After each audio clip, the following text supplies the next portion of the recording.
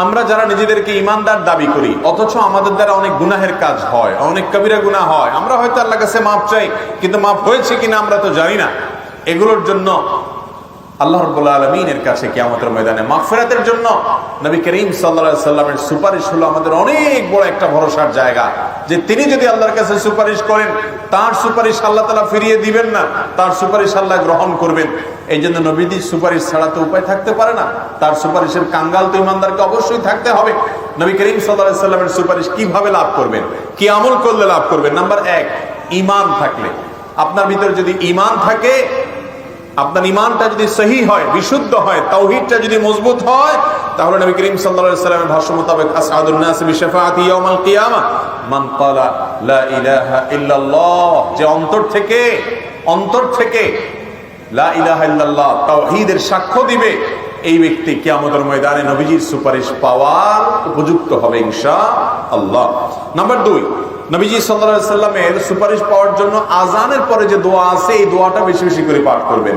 কারণ আযানের পরে যে দোয়া আছে, এই দোয়া আল্লাহুম্মা রাব্বা হাযিহিদ দাওয়াতিত তাম্মা, এই পুরো দোয়াটা যদি কেউ নিয়মিত পড়ে, হাদিসে আসছে নবী করিম সাল্লাল্লাহু আলাইহি সাল্লাম বলেছেন কিয়ামতের ময়দানে ওই ব্যক্তির জন্য নবী করিম সাল্লাল্লাহু আলাইহি সাল্লামের সুপারিশ পাওয়ার অধিকার তার হয়ে যায়, তার জন্য এটা সুযোগ তৈরি হয়ে যায়, তিনি এটা পাবেন। নাম্বার 3 নম্বর আমল হলো, মদিনা শহরে কেউ যদি বসবাস করতে গিয়ে কষ্ট হয়, মদিনায় অনেক গরম, অনেকের শরীরে সহ্য হয় না, বিশেষ করে হিজরতের পরে মক্কা থেকে যে সাহাবীরা মদিনায় হিজরত করে আসছিলেন, তাদের অসুস্থ হয়ে গেছেন, অনেকে পেটের পীড়া আক্রান্ত হয়ে গেছেন, কারণ মদিনার পরিবেশটা তাদের সাথে শুট করছিল না। তো এই অবস্থায়ও তারা সবর করেছেন। যদি মদিনায় কেউ কষ্ট করে বসবাস করে, এখন তো বসবাস করলে বরং আরো আরাম, তারপরেও কিছু কষ্ট হয়, যে শীতের সময় শীত বেশি, গরমের সময় গরম বেশি, এই সব উপেক্ষা করে যদি কেউ মদিনায় বসবাস করে এবং তার যদি মৃত্যু হয়, নবী করিম সাল্লাল্লাহু আলাইহি সাল্লাম বলেছেন যে তার জন্য আমি কিয়ামতের দিন সুপারিশ করব ইনশাআল্লাহ। 4 নম্বর আমল হলো বেশি বেশি সিজদা করা, বেশি বেশি সালাত আদায় করা। এটাও নবী করিম সাল্লাল্লাহু আলাইহি সাল্লামের সুপারিশ পাওয়ার জন্য অনেক বড় সহায়ক একটা আমল হবে। বেশি বেশি নবী সাল্লাল্লাহু আলাইহি সাল্লামের দুরূদ পাঠ করলেও নবীজির সুপারিশ পাওয়া সহজ হবে। তাহলে এই 5টা আমল আমরা করতে পারি। 1 নম্বর আবারও বলছি, ঈমানটাকে মজবুত করা, তাওহীদকে ঠিক রাখা, এটা হলো প্রথম শর্ত, পূর্ব শর্ত।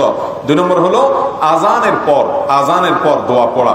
আযানের পর দোয়া যখন বেশি বেশি পড়বেন, নিয়মিত পড়বেন, আল্লাহুম্মা রাব্বা হাযিহিদ দাওয়াতিত তাম্মা, এই দোয়া, তো নবীজির সুপারিশ পাওয়া সহজ হবে। 3 নম্বর হলো মদিনাতে বসবাস করতে গিয়ে কষ্ট হলে, সেই কষ্ট সহ্য করলে এবং তাতে কারণ মৃত্যু হলে তিনি নবীজির সুপারিশ পাবেন ইনশাআল্লাহ। 4 নম্বর হলো বেশি সিজদা দিলে, এক সাহাবীকে নবী সাল্লাল্লাহু আলাইহি ওয়াসাল্লাম এমনটি বলেছেন, বেশি বেশি সিজদা এবং সালাত আদায় করলে তার সুপারিশ পাওয়া যাবে। এবং 5 নম্বর হলো বেশি বেশি দুরূদ পাঠ করলে, যত বেশি দুরূদ পাঠ করবে, একটু আগে বলছিলাম দুরূদ এবং ইস্তিগফার, এগুলোর জন্য ভাই জবান থেকে কখনো বন্ধ না হয়, বেশি বেশি করে তাসবিহ, তাকবীর এবং তাহলিল, লা ইলাহা ইল্লাল্লাহ, সুবহানাল্লাহ, আলহামদুলিল্লাহ, আল্লাহু আকবার, এগুলোর পাশাপাশি বেশি বেশি করে দুরূদ এবং ইস্তিগফার পড়বেন। তো এই দুরূদ, এটা নবী সাল্লাল্লাহু আলাইহি ওয়াসাল্লামের সুপারিশ পেতে সহায়ক হবে। এছাড়াও কোরআন বেশি বেশি তেলাওয়াত করলে সেই কোরআন স্বয়ং আল্লাহর কাছে সুপারিশ করবে।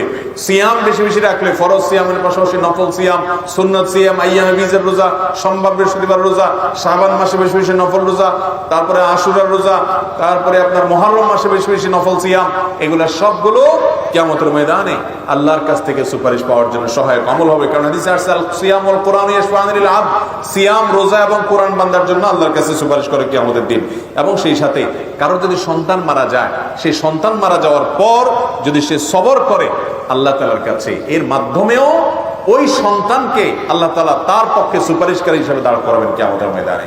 আমাদের অনেকে ছোট বাচ্চা দুনিয়া থেকে চলে গেছে, কষ্ট সহ্য করা কঠিন হয়ে যায়, এটা আমাদের জন্য একটা সান্ত্বনা যে এই বাচ্চা কিয়ামতের ময়দানে আপনার পক্ষে আল্লাহর আদালতে আপনাকে জান্নাতে নেওয়ার জন্য সুপারিশ করবে ইনশাআল্লাহ। সেই সাথে কারোর জানাজা যদি অনেক বেশি মানুষ হাজির হয়, তো এই মানুষগুলো সুপারিশ করলে আল্লাহ তাআলা তাদের সুপারিশ কবুল করবেন, হাদিসে আছে। আল্লাহ তাআলা আমাদের সবাইকে কিয়ামতের ময়দানে শাফাআতের এই তৌফিক, সুপারিশের এই তৌফিক আমাদের সবাইকে আল্লাহ তাআলা দান করুন।